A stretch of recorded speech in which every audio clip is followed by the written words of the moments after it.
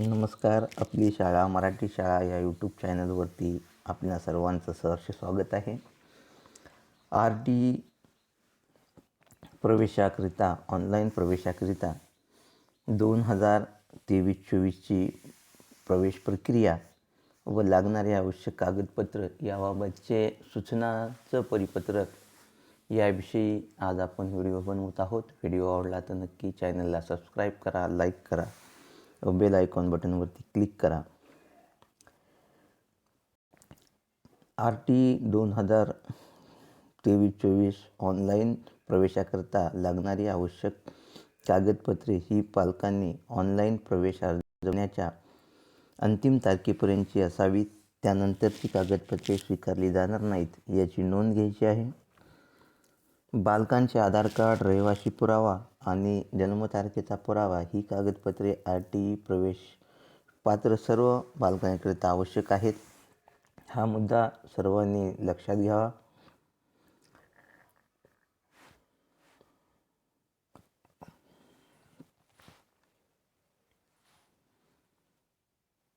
आधार card, रहिवासी पुरावा आणि जन्मतारखेचा पुरावा या अत्यंत आवश्यक बाबी आहेत. आता अनुक्रमांक 1 मध्ये वंचित घटकातील बालकांमधील प्रवर्गाचा समावेश होतो ते पाहूया. यामध्ये अनुसूचित जाती संवर्गामध्ये या ठिकाणी दाखवल्याप्रमाणे अनुसूचित जाती, अनुसूचित जमाती, विमुक्त जाती अ, भटक्या जमाती ब, भटक्या जमाती क, भटक्या जमाती ड, इतर मागास OBC, विशेष मागास बालके SBC, दिव्यांग बालके, HIV बाधित किंवा HIV प्रभावित बालके, कोविड प्रभावित बालक ज्याचे पालक 1 किंवा 2 यांचे निधन, कोविडमुळे ज्या बालकांच्या पालकांचा आई किंवा वडील यांचं निधन झालं असेल ते बालकेही व अनाथ बालके यांचा समावेश होतो. आता अनुक्रमांक 1 मध्ये वंचित जात संवर्गातील बालक असल्यास प्रमाणपत्र वडिलांचे, बालकांचे या दोघांपैकी एकाचं प्रमाणपत्र आवश्यक आहे. आणि उत्पन्नाच्या दाखल्याची आवश्यकता नाही. यांना उत्पन्नाची आवश्यकता दाखला नाही. तहसीलदार, उपजिल्हाधिकारी, विभागीय महसूल अधिकारी यांचे प्रमाणपत्र, पालकांचा, वडिलांचा, बालकांचा जातीचा दाखला आवश्यक व परराज्यातील जातीचे प्रमाणपत्र ग्राह्य धरण्यात येणार नाही. हा मुद्दा लक्षात घ्यायचा आहे. परराज्यातील प्रमाणपत्र ग्राह्य धरण्यात येणार नाही. त्याला महाराष्ट्रातीलच जातीचे प्रमाणपत्र आवश्यक आहे. मुद्दा 2 दिव्यांग मुलासाठी वैद्यकीय प्रमाणपत्राचा पुरावा. जे मुलं दिव्यांग आहेत त्याला वैद्यकीय प्रमाणपत्र असणं आवश्यक आहे. आणि त्यासाठी जिल्हा शल्यचिकित्सक, वैद्यकीय अधीक्षक, अधिसूचित जिल्हा शासकीय रुग्णालय यांचे 40% आणि त्यापेक्षा जास्त दिव्यांग असल्याचे प्रमाणपत्र 40% जास्त असले पाहिजे किंवा त्यापेक्षा अधिक. कमी असलं तर ते चालणार नाही. मुद्दा क्रमांक 3 HIV बाधित प्रभावित असल्यास आवश्यक कागदपत्रे आहेत. जिल्हा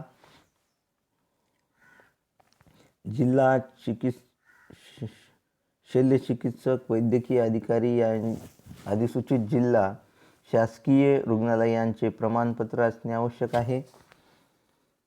मुद्दा क्रमांक 4 हा न्यू म्हणून दिलेला आहे यावर्षी.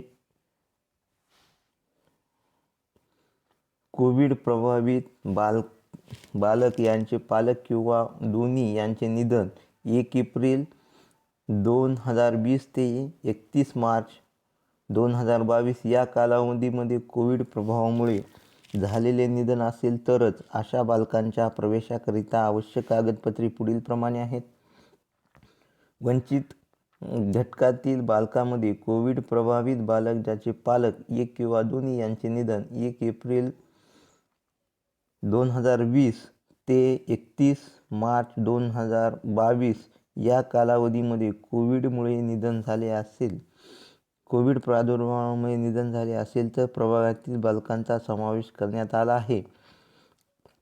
त्याच्यामध्ये सक्षम प्राधिकरण यांनी निर्गमित केलेल्या संबंधित पालकाचे मृत्यू प्रमाणपत्र असणं आवश्यक आहे.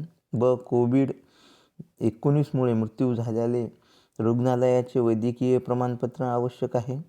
सदर मृत्यू कोविड-19 संबंधित असल्याबाबतचे प्रमाणपत्र हे शासकीय पालिका, महानगरपालिका रुग्णालयात अथवा RCMR नोंदणीकृत खाजगी रुग्णालयामध्ये प्रयोगशाळा यांचा अहवाल असणे आवश्यक आहे. मुद्दा 5 हा देखील न्यू म्हणून आलेला आहे.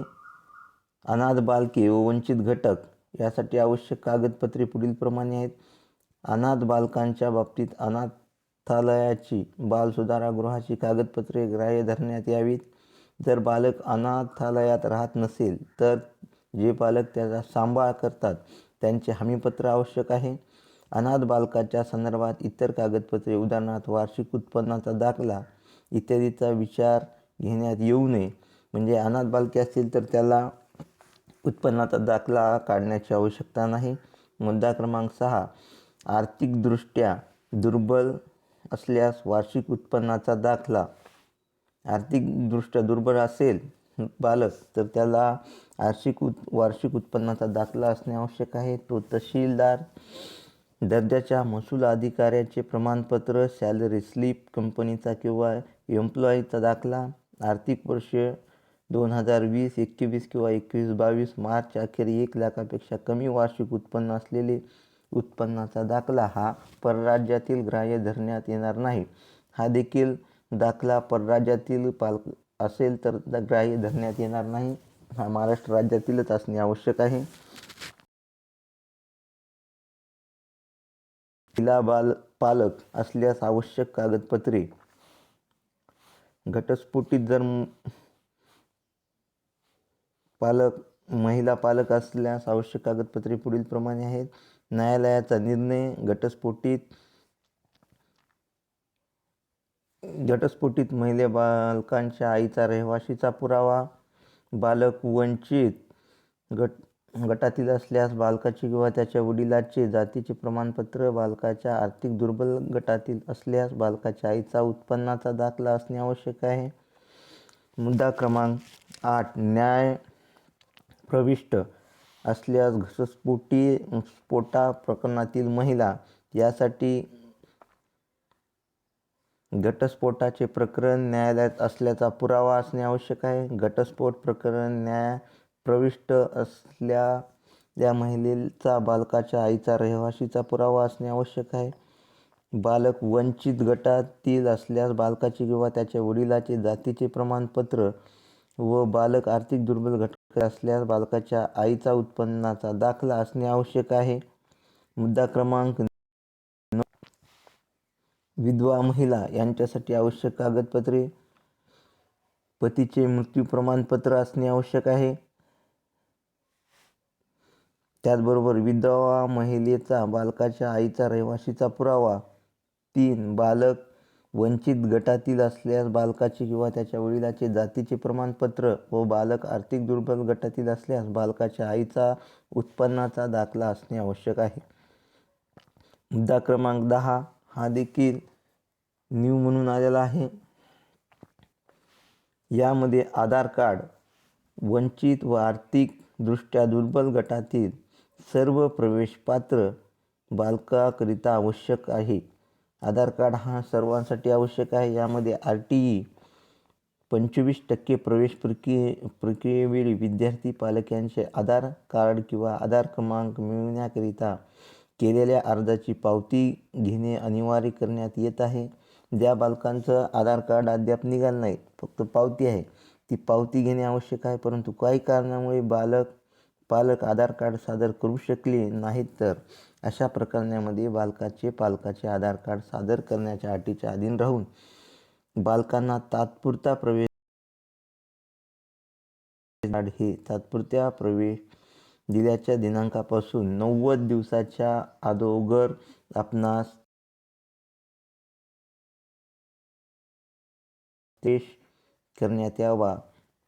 बालकाच्या आधार कार्डाची विहित कालावधीत पूर्तता न झाल्यास RTE 25% अंतर्गत प्रवेश रद्द करण्यात येईल याची पालकांनी नोंद घ्यावी. त्यामुळे 90 दिवसाच्या आत बालकाचं आधार कार्ड काढून संबंधिताकडे देणे आवश्यक आहे. मुद्दा क्रमांक 11. जन्मतारखेचा पुरावा वंचित व आर्थिक दुर्बल घटकातील सर्व प्रवेशपात्र बालकाकरिता आवश्यक आहे. यामध्ये ग्रामपंचायत, नगरपंचायत, मनपा याचा दाखला, रुग्णालयातील रजिस्टरमधील दाखला, अंगणवाडी बालवाडीतील रजिस्टरमधील दाखला, आईवडील अथवा पालकांनी प्रतिज्ञापत्राद्वारे केलेले सोयी निवेदन. मुद्दा क्रमांक 12 आहे. मुद्दा क्रमांक रहिवाशीचा वास्तव्याचा पुरावा वंचित व आर्थिक दुर्बल घटकातील सर्व प्रवेशपात्र बालकाकरिता आवश्यक आहे. यामध्ये रेशन कार्ड, ड्रायव्हिंग लायसन, वाहन चालविण्याचा परवाना, वीज टेलिफोन बिल देयक, पाणीपट्टी, प्रॉपर्टी टॅक्स देयक, घरपट्टी, फक्त राष्ट्रीयकृत बँकेचे पासबुक, आधार कार्ड, मतदान ओळखपत्र, पासपोर्ट यापैकी कोणताही एक ही कागदपत्रे निवासी पुरावा म्हणून नसतील तरच भाडेतत्त्वावर राहणाऱ्या पालकाकरिता भाडे करार हा दुय्यम निबंधक कार्यालयाच्या नोंदणीकृत असावा.